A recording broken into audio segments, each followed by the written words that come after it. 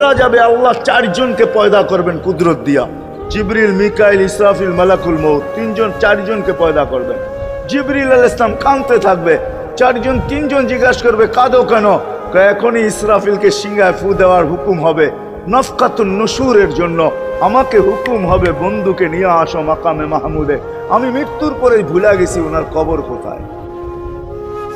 তিনজন বলবে জমিনকে জিজ্ঞাসা করো, তো জমিনকে জিজ্ঞাসা করবে, জমিন বলবে কাদ দাক্কানি আল্লাহু দাক্কা ফানাসিতু। প্রথম সিংহায় ফুতে আল্লাহ এরকম ছানছেন, আমিও ভুলে গেছি রাখছি কোথায়। অনেক সময় হয় জিনিস যাবে খুঁজতেছে সারা ঘরে, ঠিক না? হয় না? হ্যাঁ, জিনিস জ্যাবের ভিতরে, পকেটের ভিতরে, কিন্তু খুঁজতেছে সারা ঘরে খুঁজতেছে। পরে পকেটে হাত দিয়া যখন দেখে পাইছে, তো জিহ্বায় কামড় দিয়ে আসতে বেরিয়ে যায়, কেননা গর্ত গরম করে ফেলছিল।